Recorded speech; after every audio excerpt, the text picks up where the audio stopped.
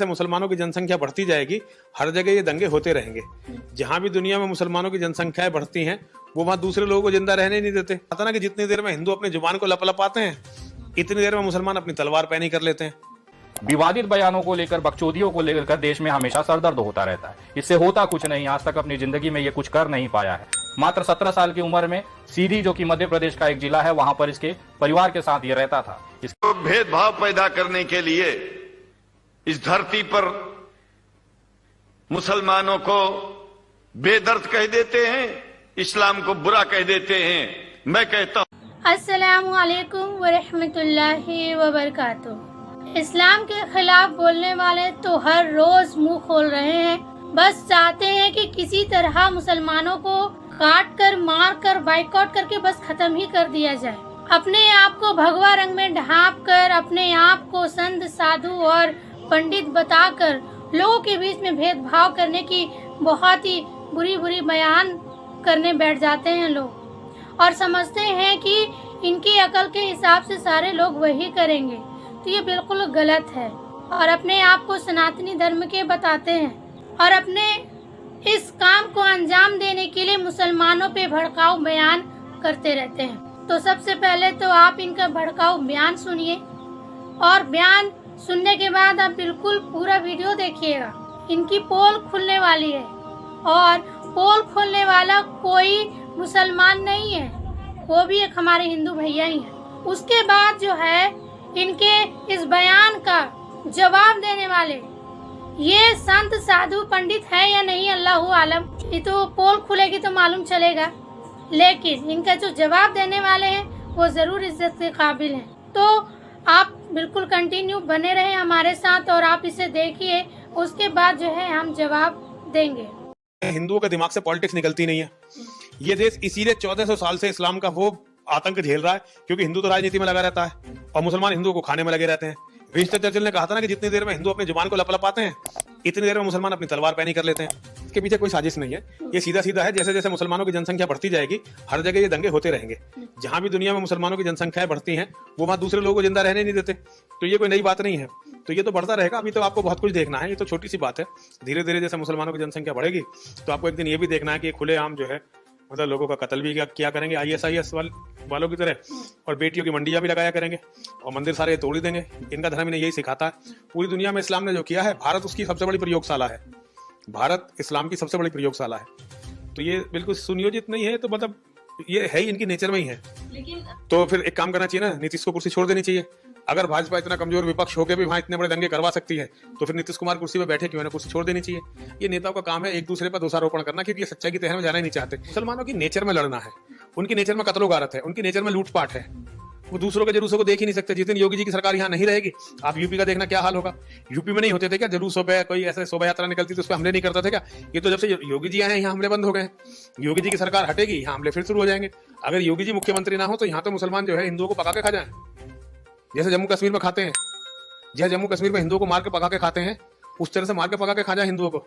और अगर आपको आश्चर्य हो, तो मैं आपको भी पूरा रिकॉर्ड दिखा सकता हूँ कि मुसलमानों ने हिंदुओं को मार के पका के खाया है। जनरल मुसलमान की टेंडेंसी है इसको देखिए, आतंकवाद नहीं, जिसे आप आतंकवाद कहती हैं वो इस्लामिक किताबों में जिहाद है, और जिसे आप आतंकवादी कहते हैं वो उनके मुजाहिद हैं।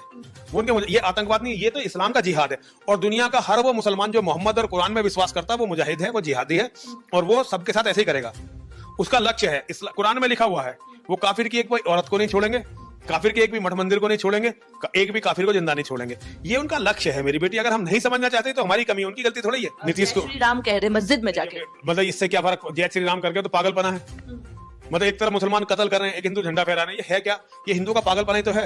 तो हिंदू पागल है, मूर्ख है। अगर बजरंग दल ये कर रहा है, तो बजरंग दल मुझे नहीं पता क्यों कर रहा है, वैसे मैं इसका विरोध करता हूँ। ये हो सकती है, मुसलमानों की अपनी साजिश होती है, उन्हीं के लड़के होते हैं, वो झंडे वंडे काम करते हैं, हिंदुओं का कत्ल करते हैं, अपने मस्जिदों पर दिखाते हैं हमारी मस्जिदों। अरे मस्जिदों को हिंदू पागल है क्या जो मस्जिदों पर झंडा लहराएगा?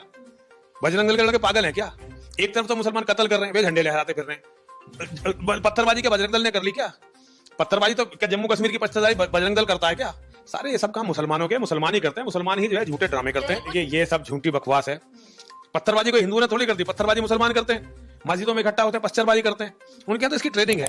मोहम्मद के टाइम से पत्थर मार रहे हैं वो दूसरे लोगों को, और जब दूसरे लोग खत्म हो जाएंगे अपनी औरतों को पत्थर मारेंगे। तो उनका काम है भैया पत्थर मारना, उनका धर्म पत्थर मारने में धर्म है। नहीं, बिल्कुल भरोसा नहीं। कानून बिल्कुल इस्लाम के साथ है, हिंदू विरोधी कानून है, सरकार हिंदू संविधान हिंदू को कुचलने के लिए है। बिल्कुल संविधान की कोई कीमत मेरे नजर में एक पैसे की नहीं है। मैं संविधान को मानता ही नहीं हूँ। तो आपने देखा कि कितना भड़काऊ बयान है इनका कहना है कि मुसलमानों की जनसंख्या बढ़ेगी तो हिंदू दब जाएंगे, और हिंदू जो बोलते हैं उससे पहले मुसलमान अपनी तलवारें निकाल लेते हैं। अच्छा, तो भाई आप बताइए, तो ये जो रैलियां निकलती हैं, रैलियों में तलवार बांटी जाती है, क्या मुस्लिम कौम करती है? मस्जिदों के बाहर जो मारपीट और दंगा फसाद किया जाता है, क्या ये मुस्लिम करती है? क्या हम अभी अभी हुए हादसा को नहीं जानते जो अभी गुजरी हुई है, कि जो है रैली निकाली गई है और रैली निकाल कर मस्जिद के बाहर ये सब कुछ किया गया है? तो ये क्या सब कुछ मुसलमान करते हैं? यानी कि मुसलमान खुद ये काम करके अपने आप को जो है बदनाम करना चाहेगा। मुसलमान को इसकी जरूरत नहीं है। हकीकत बात तो ये है कि ऐसे लोग मुसलमान के पीछे पड़े हुए हैं, ऐसे लोग इस्लाम के पीछे पड़े हुए हैं जो मुसलमानों को खत्म करना चाहते हैं। आए दिन इन लोगों की रैली निकलती है, आए दिन इन लोगों की रैलियों में मार देंगे, काट देंगे, चले जाओ, भाग जाओ, बस यही इनका नारा रहता है कि लोगों के बीच में भेदभाव पैदा करने के लिए, मुसलमानों को परेशान करने के लिए आए दिन इनका नया नया प्रोपगंडा चलता रहता है। तो क्या ये मुसलमान करते हैं? आप जहाँ बैठकर ये भाषणें दे रहे हैं, घर बैठे लोग दुनिया देख रहे हैं। मैं एक छोटा सा वाक्य बयान करूंगी, फिर इंशाल्लाह इनकी पोल खुद हिंदू भैया ही खोलने वाले हैं, वो हम आगे देखेंगे। मोहम्मद सल्लल्लाहु अलैहि वसल्लम ने जब फतह मक्का किया, जब आप मक्का में दाखिल हुए तो वहाँ के जो मुशरिके मक्का थे वो बिल्कुल अपने घरों में छिप गए।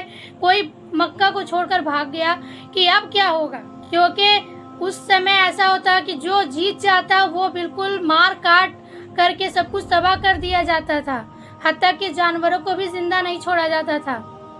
तो मुशरिके मक्का की यही ख्याल थी कि अब मोहम्मद फतह हो चुके हैं मक्का को, तो अब हमारा हाल यही होने वाला है। लेकिन गौर से सुनिए आप लोग सभी, जब मोहम्मद सल्लल्लाहु अलैहि वसल्लम मक्का में दाखिल होते हैं और आवाज़ देते हैं सारे लोगों को, ये सारे लोग फिर सामने आते और कहते हैं तुम मुझसे क्या चाहते हो? सब लोगों ने कहा जैसे हमने आपको पाया है, आप अमन वाले हैं, माफ़ करने वाले हैं, तो बस माफ़ी को चाहते हैं। रसूल सल्लल्लाहु अलैहि वसल्लम के साथ इतनी ज्यादती हुई, इतना तकलीफ दिया गया, मुसलमानों को मारा गया, काटा गया, घर से बेघर किया गया, उसके बावजूद मोहम्मद सल्लल्लाहु अलैहि वसल्लम ने कहा कि मैंने सबको माफ़ किया और किसी को भी मक्का छोड़ के जाने की ज़रूरत नहीं है। अल्लाह के रसूल सल्लल्लाहु अलैहि वसल्लम ने इसकी आज़ादी दी कि हर कोई अपनी मर्जी से यहाँ खुशी से रह सकता है, अपने कामकाज, अपनी तिजारतें यहाँ पर, किसी को कोई भी रुकावट नहीं है। ये अखलाक देखकर, ये मोहब्बत देखकर मुशरिके मक्का तमाम के तमाम लोगों ने इस्लाम कबूल कर लिया कि वो मोहम्मद जिस पे ज्यादती किया गया, जिसके लोगों को तकलीफ दिया गया, जिसको घर से बेघर किया गया, वो मोहम्मद हम सब लोगों को माफ कर दे। उन सारे लोगों ने ये देखकर इस्लाम कबूल किया। और आप कहते कि तलवार के जोर पर जो है मुसलमान ऊपर आता है, तो गलत बात है ये बिल्कुल। तो चलिए फिर हमारी बात यहीं हम रोकते हैं, हम इनकी पोल देखते हैं कि आखिर इनकी हकीकत क्या है। ये जो अपने आप को सनातनी धर्म के बताते हैं, इनकी हकीकत क्या है, तो जरा आप इसे सुने। वाला बाबा है जिसकी विवादित बयानों को लेकर बकचोदी रहता है, इससे होता कुछ नहीं, आज तक अपनी जिंदगी में ये कुछ कर नहीं पाया है। मात्र 17 साल की उम्र में सीधी, जो कि मध्य प्रदेश का एक जिला है, वहां पर इसके परिवार के साथ ये रहता था। इसके माँ बाप इतने परेशान थे कि इस भोज निकाल दिया गया। निकलने के बाद जब ये दर दर भटक रहा था तो ये अयोध्या पहुंचा। अयोध्या पहुंचने के बाद लगातार ये देश में लोगों के सामने हाथ फैलाकर मांगता और खाता। इसे एक धंधा समझ में आ गया था कि अगर ये भगवा कलर और एक थोड़ा सा चंदन और टीका लगा ले तो शायद इसका जो कमाई है वो बढ़ जाएगा। इसी को देखते हुए उम्र के 44 साल तक ये कभी काशी, कभी अयोध्या, कभी मथुरा, कभी हरिद्वार भटकता रहा।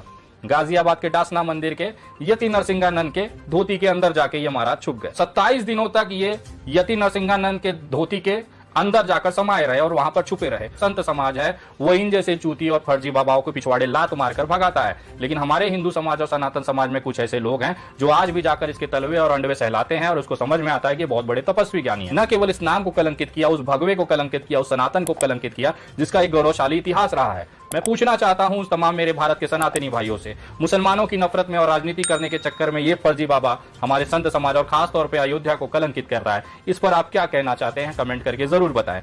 आज आपकी इसके अंदर की जो भूख है वो मैं दिखाना चाहता हूं। इसकी जो सबसे बड़ी भूख है वो है राजनीति।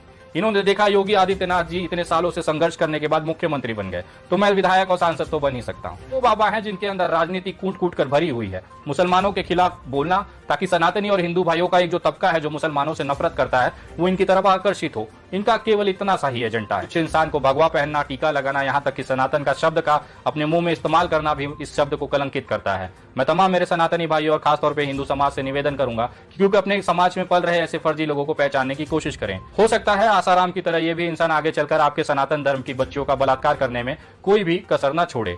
हो सकता है नग्न तरीके से अपने बदन की मालिश कराकर, अपने असलेहों को तेल लगाकर उसको मजबूत कराने में ये कोई कसर न छोड़े। ये ऐसे ही भेड़िया हमारे समाज में भगवा कलर का कपड़ा पहने हुए, टीका लगाए हुए घूम रहे हैं जिन्हें आप भगवान और संत की उपाधि देते हैं, लेकिन वास्तविकता में इनके अंदर की जो राजनीतिक भूख है, आर्थिक भूख है और एक शारीरिक भूख है, उसके लिए ये सारा तामझाम ये करते हैं। मेरा काम है आप तमाम लोगों तक वास्तविकता पहुंचा।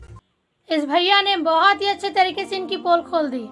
और ये कोई मुसलमान नहीं है, ये भी एक सनातनी धर्म के ही है। इन्हें देखकर भी मालूम चल रहा होगा आप लोग को। तो इन्होंने इनकी हकीकत बता दी और सही कहा, बिल्कुल सही कहा कि अगर आज हिंदू लोग ऐसे लोगों को सपोर्ट करेंगे, ऐसे लोगों को बढ़ाएंगे, तो वो दिन दूर नहीं है जो भगवे में अपने आप को ढांप कर गलत कामों को अंजाम देते हैं। वो दिन दूर नहीं है। तो बिल्कुल ऐसे लोगों को बाइकआउट किया जाए, सनातनी धर्म को बदनाम करने से रोका जाए। तो ऐसे लोगों के लिए आप सब के सब कदम जरूर उठाएं। तो हमारे इस हिंदू भैया को तहे दिल से सलाम है कि इतने निडरता से वो सबके सामने आकर ये समझा रहे हैं, वरना तो लोगों को धमकियां मिल जाती हैं। लेकिन आपके इस हौसले का हम तहे दिल से तारीफ करते हैं और आप सलामत रहें। अब बची इनके इस भाषण का जो बिल्कुल कोई मतलब का नहीं है, लेकिन इनके इस भाषण का जवाब देना भी बहुत ज्यादा जरूरी है।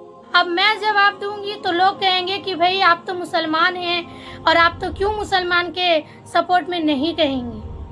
आप तो मुसलमान हैं और आप बिल्कुल चाहेंगे कि आप लोग का ही नाम ऊंचा रहे।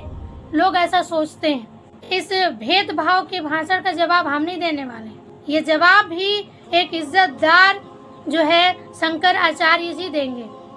और बिल्कुल इस वीडियो को जरूर सुने। हो सकता है ये वीडियो लंबी हो, लेकिन ये फायदेमंद है कि हमारे इस देश में भेदभाव को रोका जा सके। तो आप लोग इस वीडियो को जरूर देखें और उनकी बात सुने।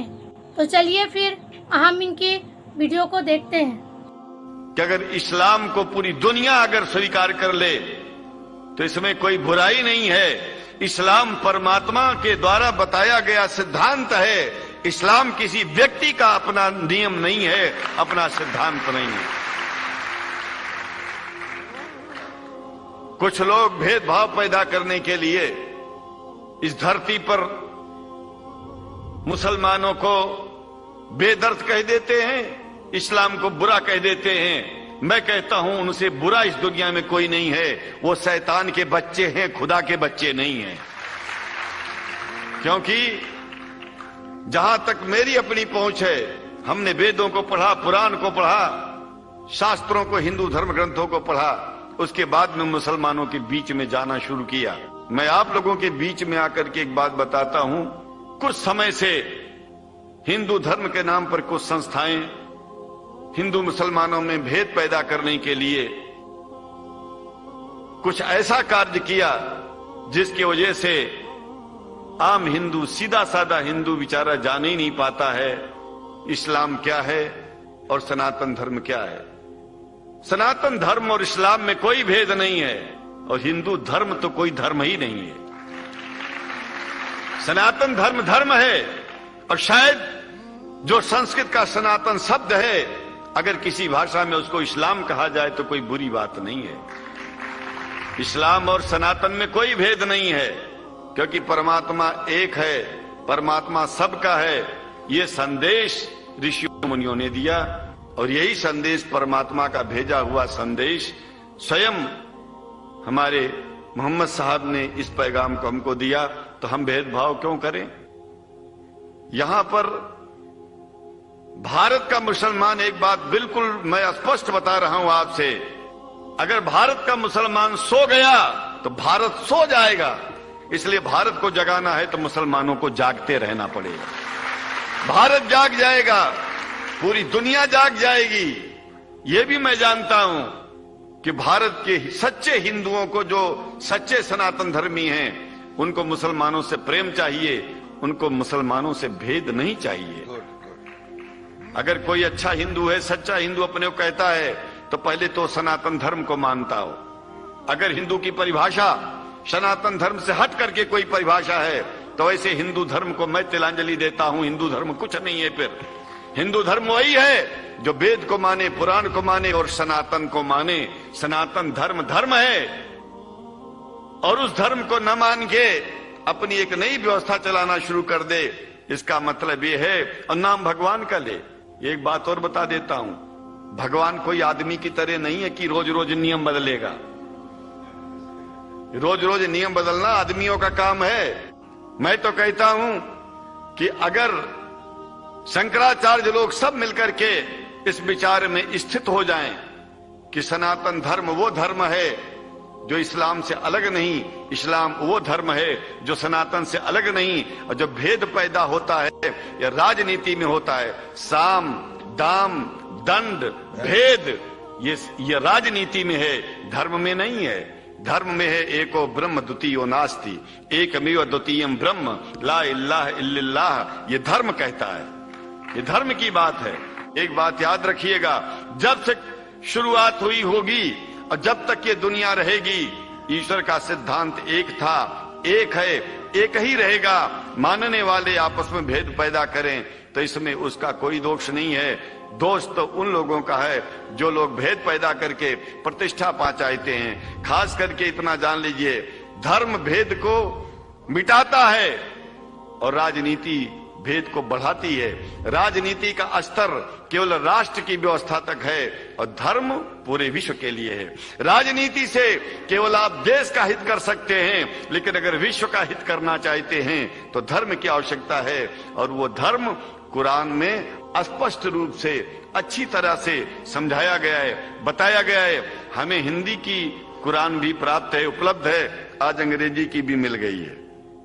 और हम तो चाहते हैं, हाँ, कुरान शरीफ सारी दुनिया में अगर इस ग्रंथ को पहुंचाया जाए, और पहुंचाना चाहिए। मैं तो मुसलमानों से एक जरूर बात कहूंगा कि आप लोग एक चीज का ध्यान दें, आपके पड़ोस में जिस भी भाषा को जानने वाला व्यक्ति रहता हो, जिस भी भाषा को, कोशिश कीजिए कि आप इस कुरान जैसे पवित्र ग्रंथ को उसको उसकी भाषा में पहुंचाइए। और मेरी समझ में सारी दुनिया में एक कुरान पहुंचेगा तो सारी दुनिया में शांति होगी, सारी दुनिया में अमन होगा, और सारी दुनिया में ऐसे ही इतने प्रेमियों के बीच में शंकराचार्य को पहुंचने में और बोलने में कोई दिक्कत नहीं होगी, संकोच नहीं होगा।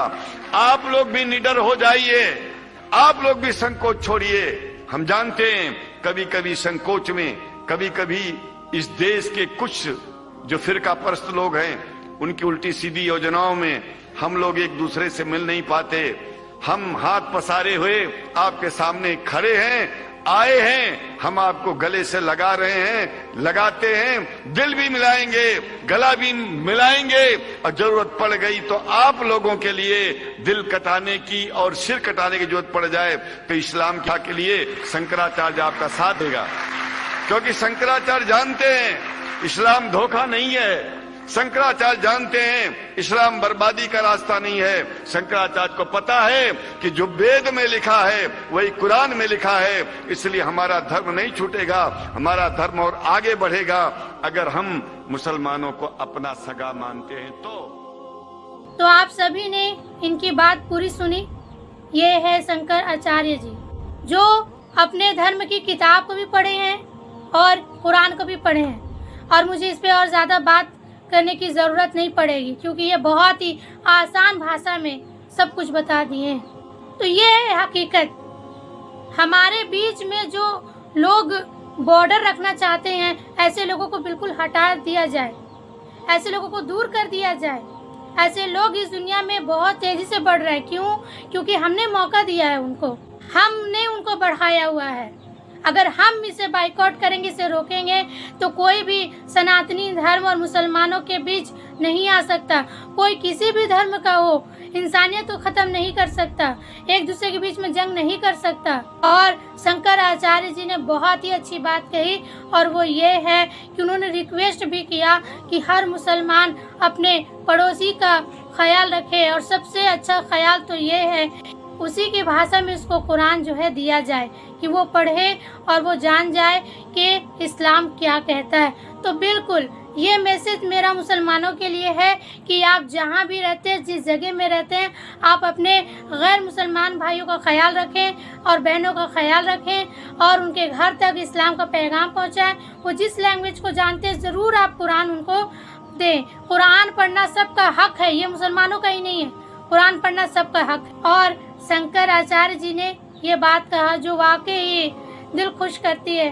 उन्होंने कहा कि अगर हम इन फालतू के लोगों को बढ़ने से रोक लेते हैं, उनको ऐसे गलत बयान देने से रोक लेते हैं, हिंदू और मुस्लिम करने से रोक लेते हैं, और जिहाद के नाम से खुद जिहाद उन लोग जो करते हैं उनसे रोक लेते हैं, तो बिल्कुल हर जगह शंकराचार्य मौजूद होंगे।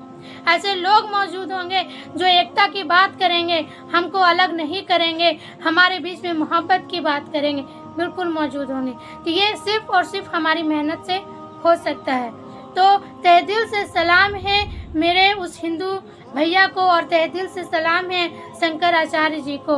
और अल्लाह से हम दुआ करते हैं कि अल्लाह रब्बुल इज़्ज़त हम सभी लोगों को जोड़ कर रखें, हम सभी लोग एक दूसरे का हाथ थाम के रखें, और इस दुनिया में जिंदा रहें जब तक एक दूसरे के साथ मोहब्बत से रहें।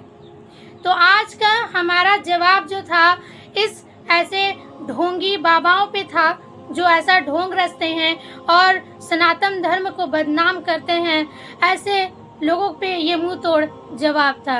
इंशाअल्लाह हम फिर से इस्लाम सच्चा और अच्छा है, इसको लेकर हम फिर से मुलाकात करेंगे। तब तक के लिए आप सभी अपना ख्याल रखें। अस्सलामु अलैकुम व रहमतुल्लाहि व बरकातुहू।